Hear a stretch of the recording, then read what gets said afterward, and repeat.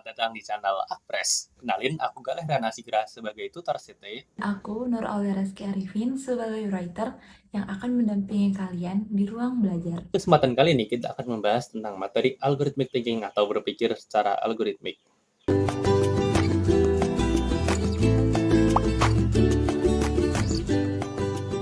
Baik, pada kesempatan kali ini kita akan mempelajari tentang mata kuliah Computational Thinking pada materi pertemuan ke-9 dan ke-10, yaitu materi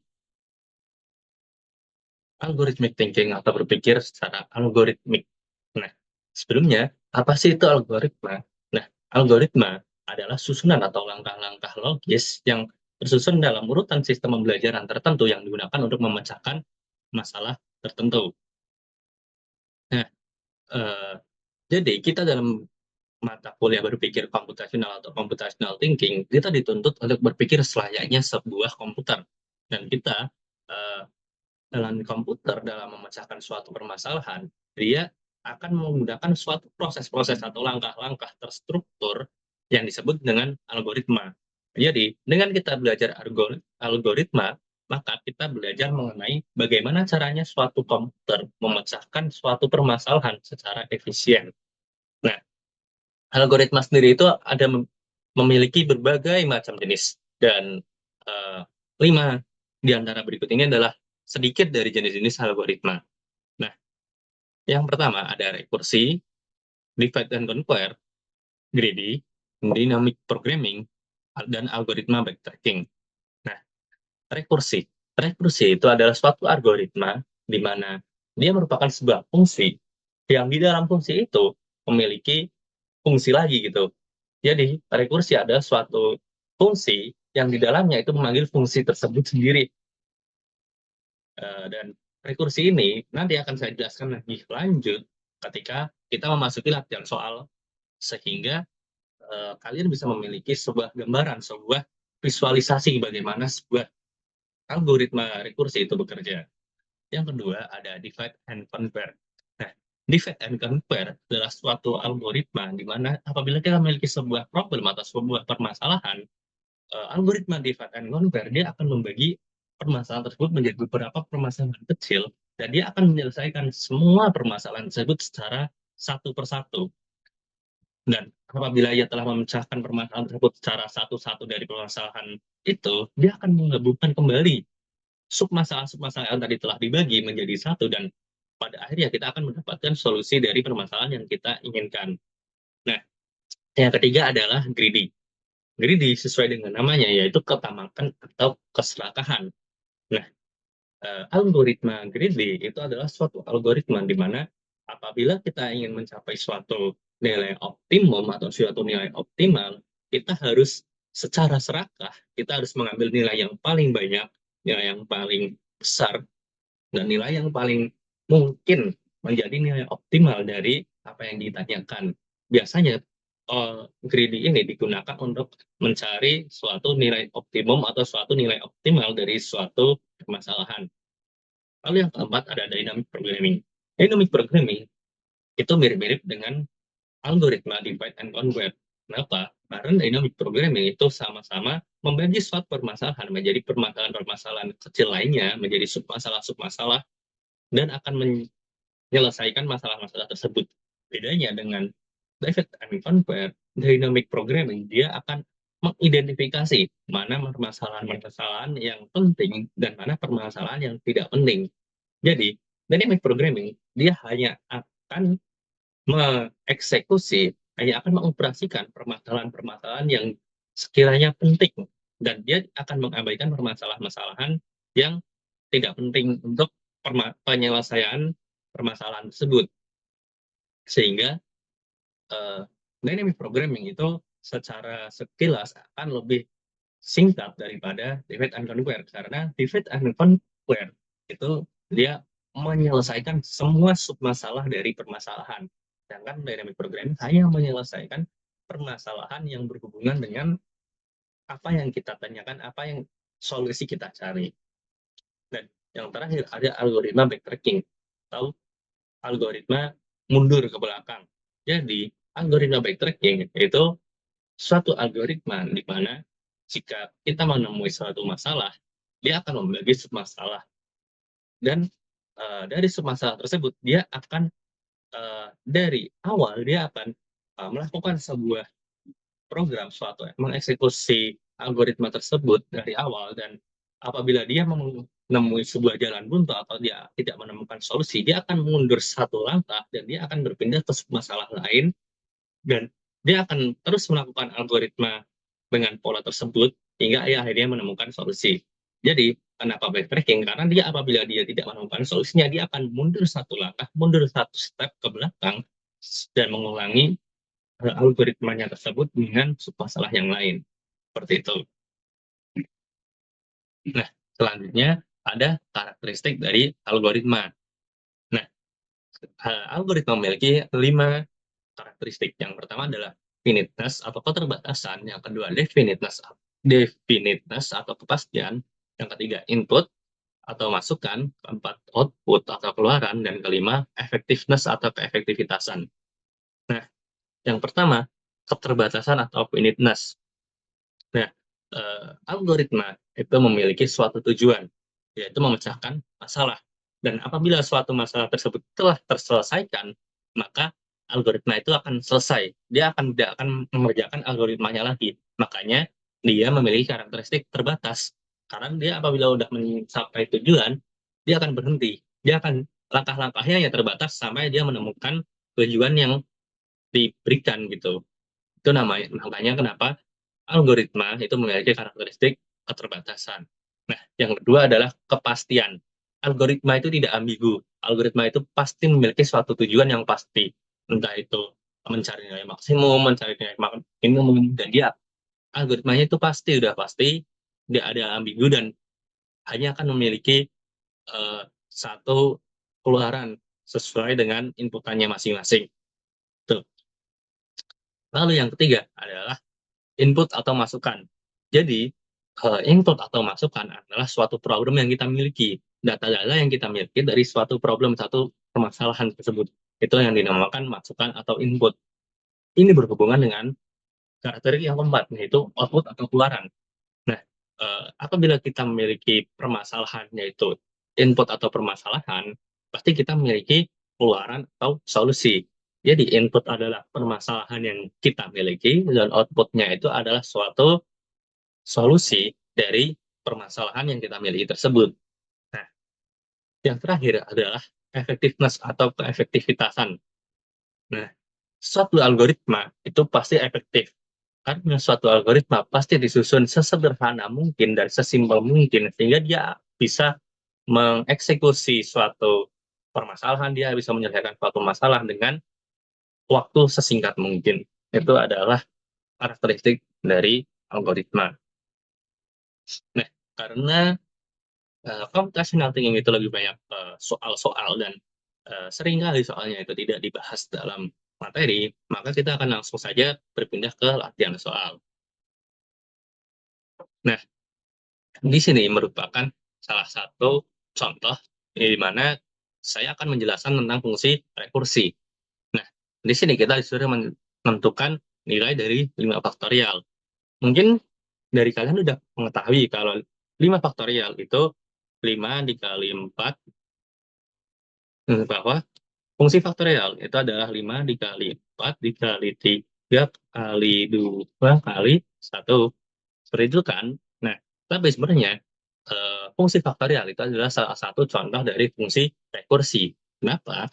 Nah, beginilah alasannya. Jadi, fungsi rekursi itu memiliki fungsi seperti ini. N faktorial sama dengan N dikali N dikurangi 1 faktorial, di mana 0 faktorial itu sama dengan 1. Nah, di sini kenapa ini termasuk rekursi? Karena di sini ada fungsi n faktorial. N faktorial adalah rumusnya. Nah, dalam rumus n faktorial, kita disuruh ada fungsi faktorialnya juga. Nah, di sini kan sesuai dengan definisi fungsi rekursi tadi, algoritma rekursi, yaitu di mana suatu fungsi di dalamnya memanggil fungsi itu sendiri.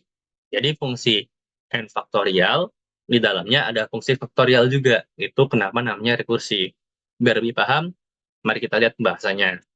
Jadi, 5 faktorial jika digunakan secara rumus, itu maka dia akan seperti ini, 5 dikali 4 faktorial.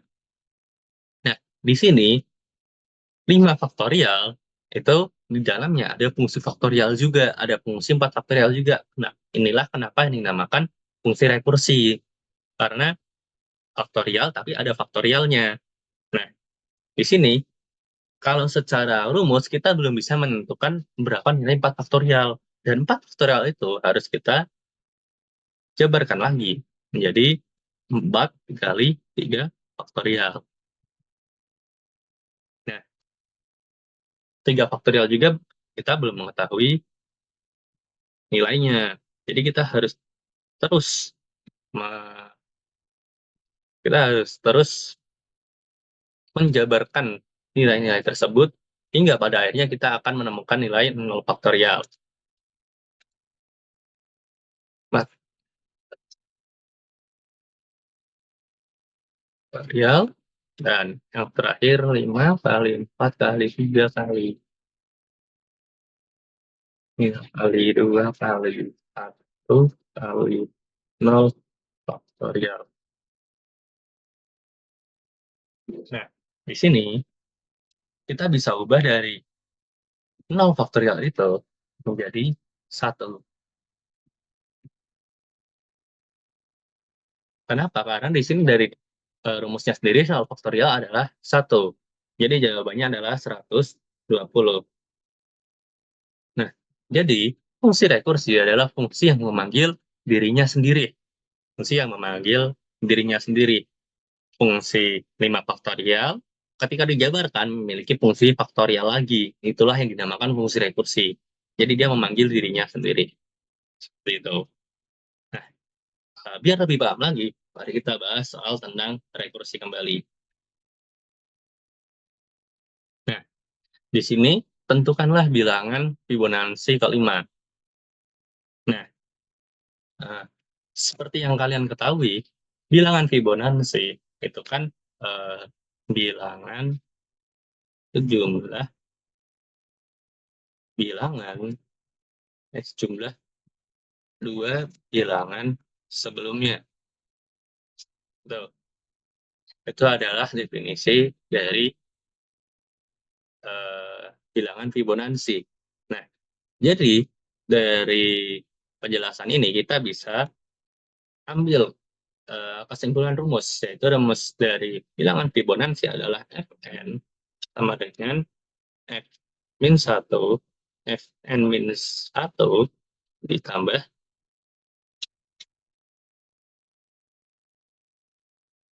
ditambah Fn min 2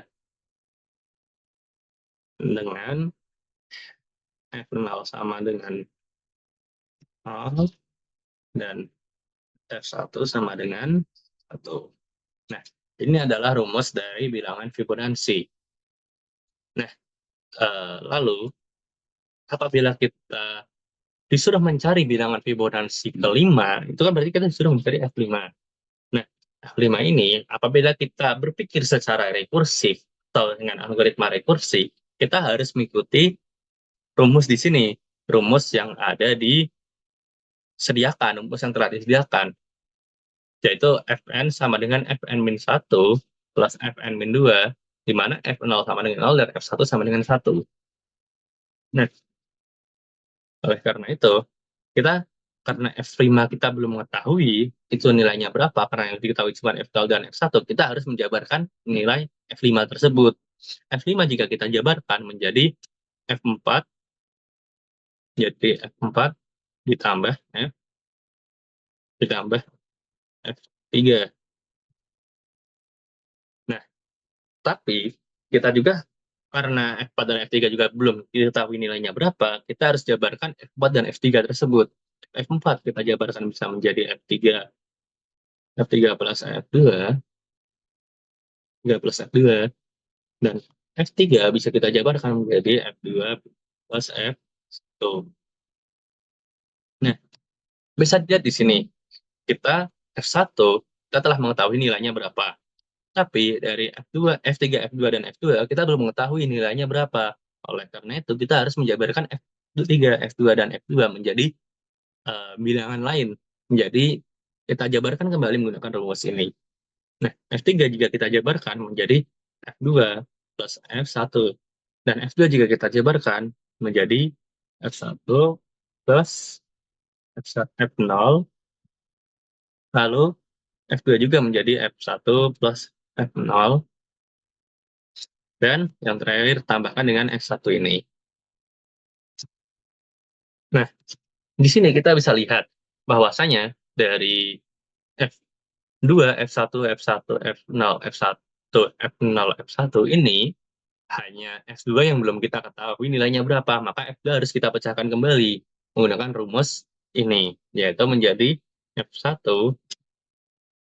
plus F0, dan sisanya samakan dengan atasnya, F1 plus F1 plus F0 plus F1 plus F1 plus F0 plus F1.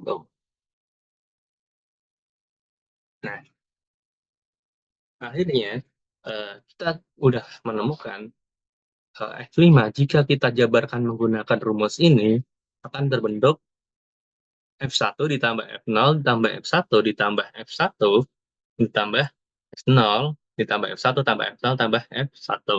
Nah, ini jika kita masukkan substitusikan dengan nilai yang telah diketahui, kita dapatkan 1 ditambah 0 tambah 1 ditambah 1 tambah 0 tambah 1 tambah 0 tambah 1, dan hasilnya adalah 5. Nah, beginilah salah satu contoh dari algoritma rekursi, yaitu algoritma yang di dalam suatu fungsi itu memanggil fungsinya lagi. Dalam fungsi f itu dia memanggil fungsi f lagi, itu adalah fungsi rekursi atau algoritma rekursi. Nah, selanjutnya kita lanjut ke soal selanjutnya. Di sini eh, kita diberikan sebuah baris bilangan seperti berikut, yaitu 3, 20, 15, 6, 4, 8, 22, 19. Tentukan nilai minimum dan maksimum dari bilangan tersebut. Nah, begini caranya. Jadi, ini kita akan mencoba berpikir dengan algoritma divide and conquer. Nah, eh, jadi sesuai dengan yang tadi udah aku jelaskan, tuh divide and conquer adalah proses di mana pertama kita membagi satu masalah menjadi beberapa masalah kecil. Dan di sini kita memiliki 8 buah baris bilangan, dan kita harus membaginya menjadi dua terlebih dahulu, yaitu 4 dan 4. Jadi kita akan membaginya sehingga akan menjadi seperti ini. Nah, kita akan membagi permasalahannya menjadi dua bagian, yaitu bagian pertama dengan isinya 3, 20, 15, 6, dan juga bagian kedua yaitu 4, 8, 22, dan 19. Ini adalah langkah pertama dari algoritma divide and conquer. Selanjutnya, kita akan menyelesaikan masalah dari setiap subbagian yang telah kita bagi tadi. Nah, yang pertama, dari bagian pertama, kita disuruh menentukan nilai minimum dan nilai maksimum dari barisan bilangan tersebut. Nah, dari sini kita akan menentukan nilai minimumnya.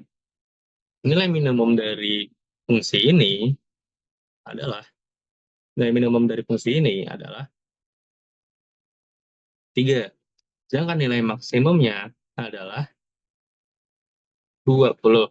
Nah, sedangkan pada bagian yang kedua, nilai minim nilai minim pada bagian kedua nilai minimumnya adalah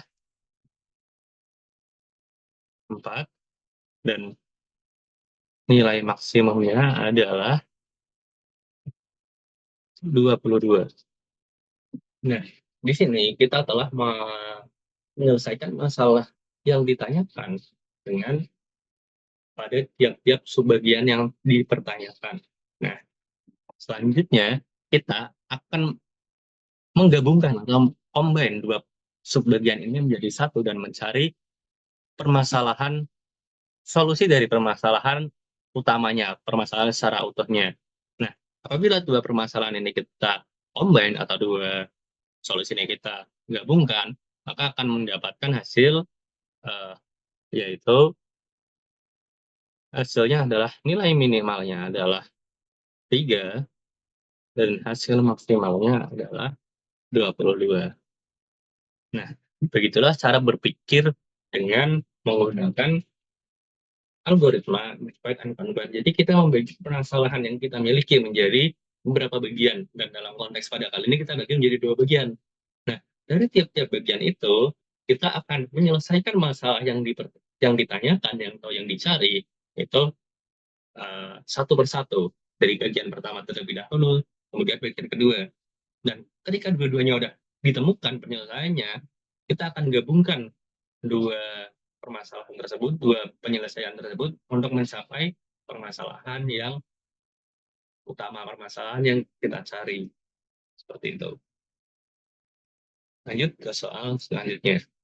Nah, Rudy adalah seorang pelajar yang gemar mengumpulkan perangko dari berbagai negara. Baru-baru ini, ia mendapatkan sejumlah perangko baru dalam koleksinya dan ingin mengurutkannya berdasarkan nilai nominalnya. Rudy memutuskan untuk menggunakan algoritma bubble sort untuk mengurutkan perangkonya. Berikut adalah beberapa nilai nominal perangko yang dibagi oleh Rudy, yaitu 5, 2, 8, 1, 4. Berapa jumlah pertukaran atau swipe yang dilakukan oleh algoritma bubble sort untuk mengurutkan perangko dari nilai yang terkecil ke nilai yang terbesar. Nah, ini merupakan algoritma bubble sort. Dan algoritma bubble sort adalah salah satu dari bermacam-macam algoritma yang tidak saya sebutkan di awal. Nah, sebenarnya apa itu sih algoritma bubble sort? Algoritma bubble sort adalah suatu algoritma yang bertujuan untuk mengurutkan suatu nilai bilangan, suatu baris bilangan dari terkecil ke terbesar dengan cara membandingkan dua buah bilangan yang berdekatan, dan apabila bilangan yang ada di sebelah kanan itu lebih kecil daripada bilangan yang sebelah kiri, dia akan swap, dia akan menukar bilangan yang di kanan ke bilangan yang ke kiri. Jadi, uh, dan apabila sudah ditukar, dia akan melanjutkan programnya atau algoritmanya itu ke bilangan selanjutnya. Jadi, dia urut dari kiri ke kanan. Dari awalnya dia akan membandingkan antara bilangan 1 dan 2. Kemudian dia akan membandingkan bilangan 2 dan 3, 3 dan 4, 4 dan, kemudian 4 dan 5. Dan apabila setelah pertukaran antara bilangan keempat dan 5 itu sudah terjadi, tapi bilangan totalnya itu masih belum urut dari awal, dari kecil ke besar, maka dia akan mengulangi algoritmanya dari awal. Dia akan membandingkan dari bilangan 1 dan 2, 2 dan 3, 3 dan 4, 4 dan 5, dan begitu seterusnya sampai ditemukan urutan dari yang terkecil ke yang terbesar. Untuk lebih paham lebih lanjutnya, mungkin kita akan langsung saja ke pembahasannya. Nah, di sini sesuai yang tadi telah saya sampaikan, algoritma ini akan pertama-tama membandingkan dari ujung kiri sebelah kiri, yaitu akan membandingkan bilangan pertama dan bilangan kedua. Di sini yang dibandingkan adalah angka 5 dan angka 2. Nah, di sini angka 5 dan angka 2 itu angka 2 lebih kecil daripada angka 5.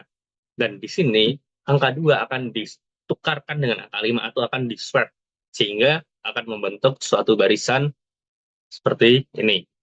2, 5, 8, 1, 4. Dan ini adalah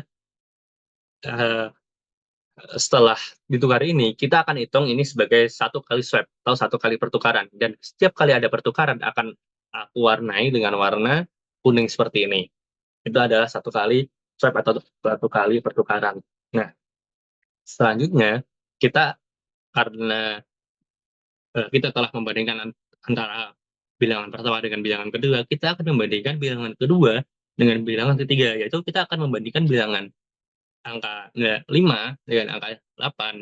Dan setelah kita cek, ternyata angka 5 dan angka 8 itu sudah urut gitu. Angka 8-nya sudah lebih besar daripada angka 5. Jadi di sini tidak setelah dibandingkan tidak akan terjadi suatu perpindahan atau tidak akan terjadi suatu swap, tidak akan terjadi sebuah pertukaran.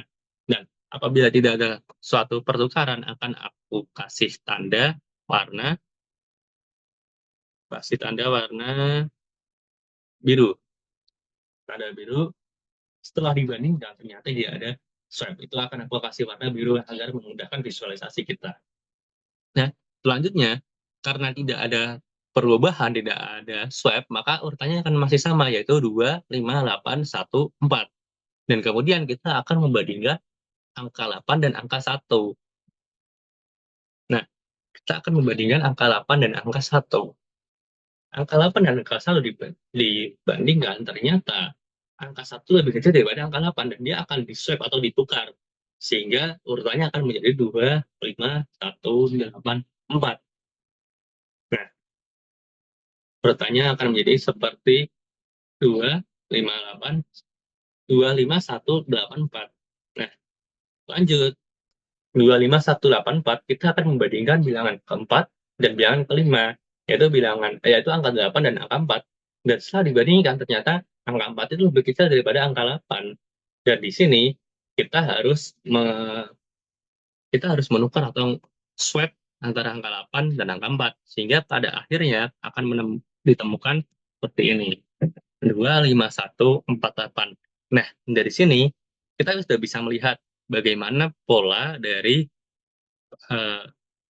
bubble sort ini. Akan terlihat jelas polanya. Jadi dia akan menukar dari sebelah kiri. Dari sebelah kiri yaitu bilangan 1 ke 2, terus membandingkan bilangan 2 dan 3, membandingkan bilangan 3, 4, dan 4, 5. Begitu terus. Dia akan melakukan seperti ini sampai eh, nilai yang kita miliki itu akan urut dari bilangan terkecil ke bilangan yang terbesar.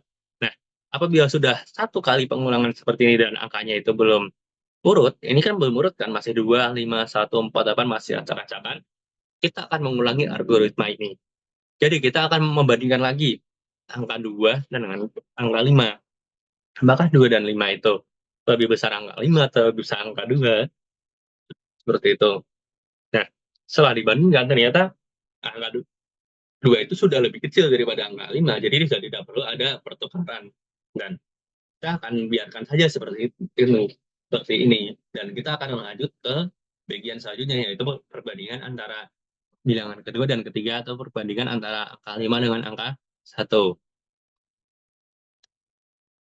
Nah, kita akan membandingkan angka 5 dengan angka 1. Dan angka 1 lebih kecil dari angka 5, maka akan kita tukar. Jadi, urutannya 2, 1, 5, 4, 8. Nah, selanjutnya kita akan membandingkan angka 5 dengan angka 4. Nah, angka 5 dengan angka 4, itu lebih kecil angka 4. Nah, kita akan tukar. Sehingga urutannya 2, 1, 4, 5, 8. Nah, di sini yang terakhir yaitu membandingkan angka 4 dengan angka bilangan keempat dengan bilangan kelima, yaitu membandingkan nilai 5 dengan nilai 8. Nah, setelah dibandingkan ternyata ini udah urut dari kecil ke besar. Jadi kita tidak perlu melakukan suatu swap atau pertukaran. Nah, bisa kita lihat di sini tuh kita udah melakukan suatu kali putaran lagi. Suatu putaran dari 1 ke 2, 2, 3, 3, 4, 4, 5. Dan hasilnya masih menjadi seperti ini, masih menjadi 2, 1, 4, 5, 8. Dan ini masih belum urut. Masih belum dari yang terkecil terbesar, masih ada yang salah penempatannya. Nah, oleh karena itu, kita akan melakukan pengulangan lagi, melakukan perbandingan-perbandingan lagi, pertukaran-pertukaran lagi. Dimulai dari yang paling depan.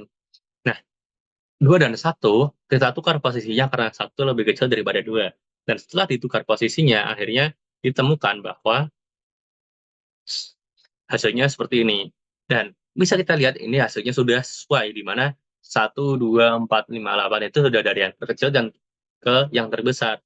Sehingga nilai ini adalah sudah nilai akhir, yaitu yang terkecil ke yang terbesar. Nah, dari algoritma bubble sort tersebut bisa kita lihat terjadi beberapa kali pertukaran, yang itu yang berwarna kuning, yaitu 1, 2, 3, 4, 5, 6.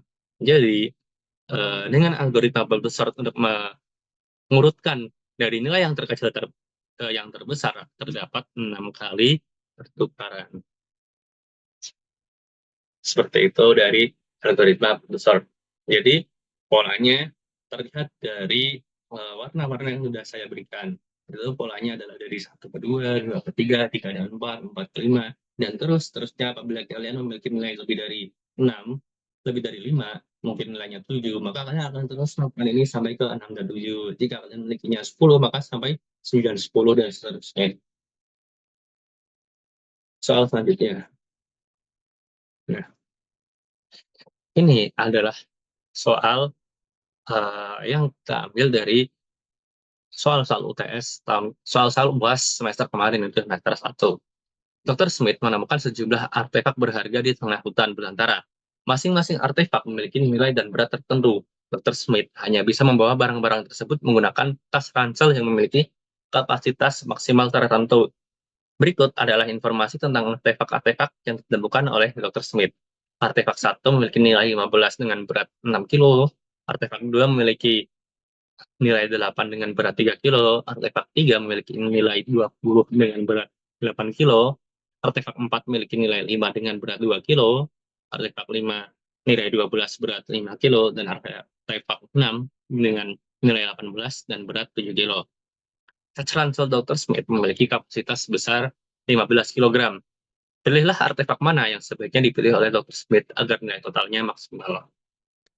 Jadi, yang pertama-tama, kita harus mengetahui bahwasanya dalam soal kali ini kita akan menggunakan suatu algoritma yang disebut dengan algoritma greedy, greedy atau keserakahan. Nah, sebelum kita memasuki mengerjakan soal ini, kita akan membutuhkan bantuan sebuah tabel. Jadi, apabila kalian menemukan tipe soal yang seperti ini, aku sarankan kalian buat tabel agar kalian mempermudah gimana sih kalian bisa menyelesaikan soal ini. Nah, tabelnya kira-kira seperti ini. Nah, uh, di sini kita dapat kita bikin tabel yang tabelnya itu memiliki nomor atau artefak, yaitu artefak 1 sampai 6. Kemudian kita memiliki nilai, yaitu nilai-nilai dari tiap artefak. Kemudian berat, yaitu berat tiap-tiap artefak. Nah, di sini kalian tambahkan satu kolom, yaitu kolom nilai dibagi berat. Nah, nilai dibagi berat itu dari tiap-tiap artefak itu berbeda-beda. Dan ini adalah nilai-nilai dari nilai dibagi berat, itu 15 dibagi 6 hasilnya 2,5, 8 dibagi 3 hasilnya 2,67, 20 dibagi 4 hasilnya 20 dibagi 8 hasilnya 2,5, 5 dibagi 2 hasilnya 2,5, 12 dibagi 5 dibagi hasilnya 2,4, dan 18 dibagi 7 hasilnya 2,57. Nah, seperti itu. Selanjutnya, di sini kita memiliki tabel hasil, tabel yang akan kita kerjakan bersama-sama. Nah, di sini adalah cara menggunakan algoritma greedy. Tadi sesuai yang sudah saya sampaikan, greedy adalah sesuai dengan namanya keserakahan atau kerakusan. Keserakahan, kerakusan, ketamakan, dan lain sebagainya. Jadi, di sini kita disuruh mencari nilai terbesar dengan kapasitas 15 kg. Nah, untuk mencari nilai terbesar atau nilai optimum yang bisa didapatkan, kita harus menggunakan yang namanya algoritma greedy ini. Nah, sebenarnya bagaimana sih cara algoritma greedy ini bekerja? Nah, algoritma greedy itu kita mengambil apa yang paling besar, apa yang paling banyak, apa yang paling optimal gitu.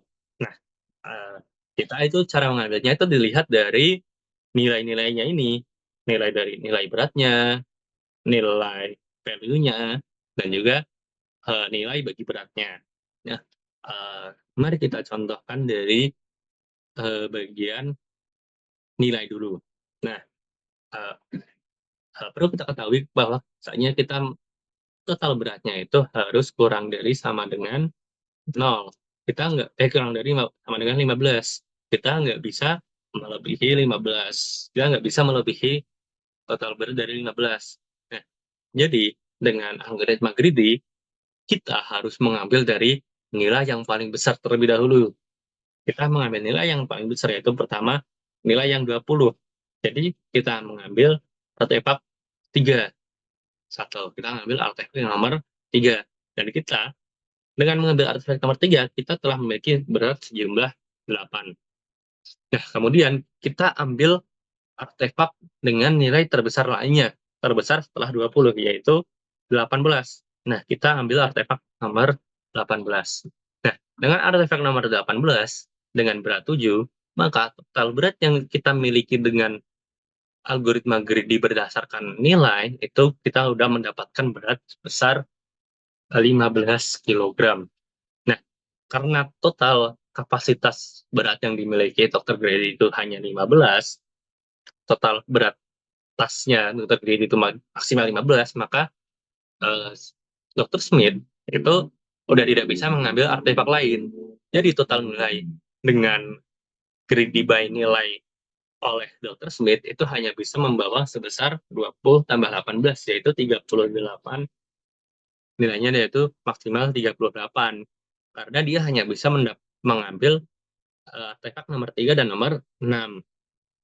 Nah, selanjutnya kita coba dengan greedy by berat. Nah, berat itu kita, karena kita itu greedy, kita itu serakah, kita ingin mengambil barang sebanyak-banyaknya. Nah, berarti kalau kita ingin mengambil barang sebanyak-banyaknya, kita harus mengambil barang-barang dengan beratnya yang dikit-dikit gitu loh. Nah, dengan barang yang dikit-dikit berarti kita harus ambil dari barang yang dengan beratnya paling kecil. Nah, yang pertama itu kita ambil dengan beratnya 2, 1.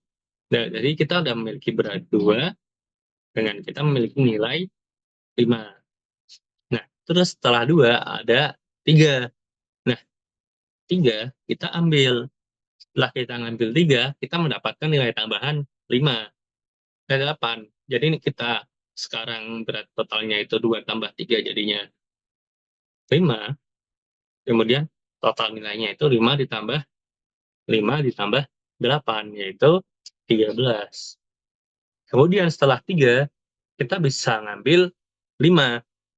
Nah, kita ambil deh barang yang artefak 5 dengan berat 5. Jadi beratnya kita total 10, kemudian nilainya bertambah 18, yaitu menjadi bertambah 18. Berarti 13 tambah 18 jadi 31. Seperti itu.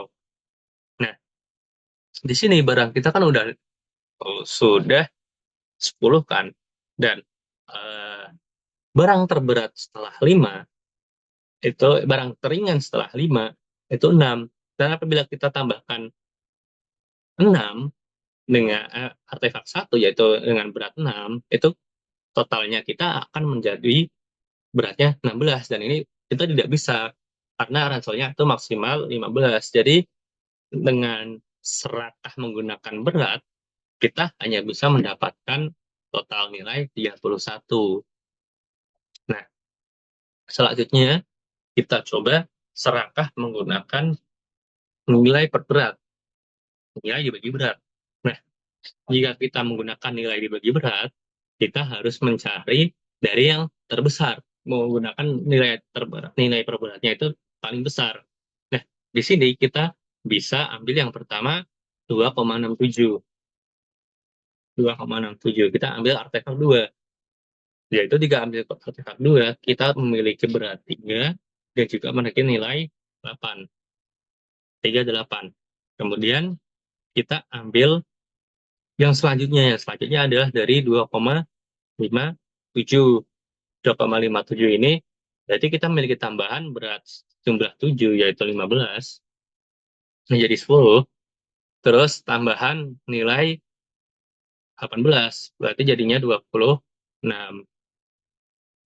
Nah, selanjutnya habis 2,57, kita mendapatkan beberapa pilihan. Pilihannya itu dari 2,5, ini ada 3 buah 2,5. Dari 2,5 ini, kita ambil barang yang paling besar.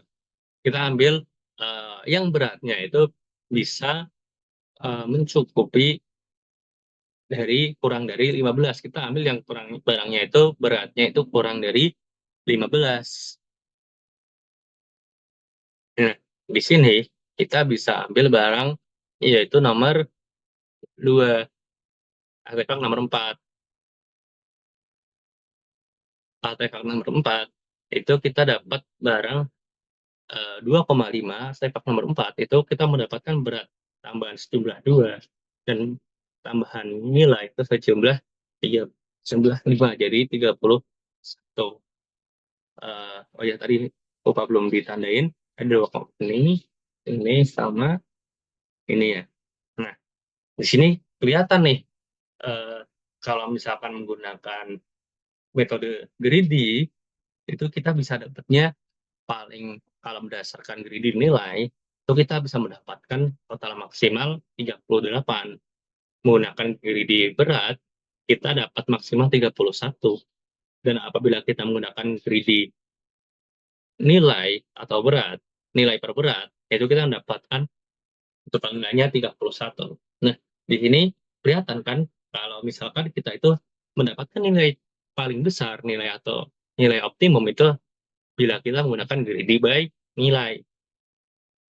Nah, oleh karena itu bisa kita bisa kita ambil kesimpulan nilai optimumnya itu apabila kita menggunakan nilai greedy by nilai. Jadi bisa kita simpulkan nilai terbesar itu 38 dengan mengambil artefak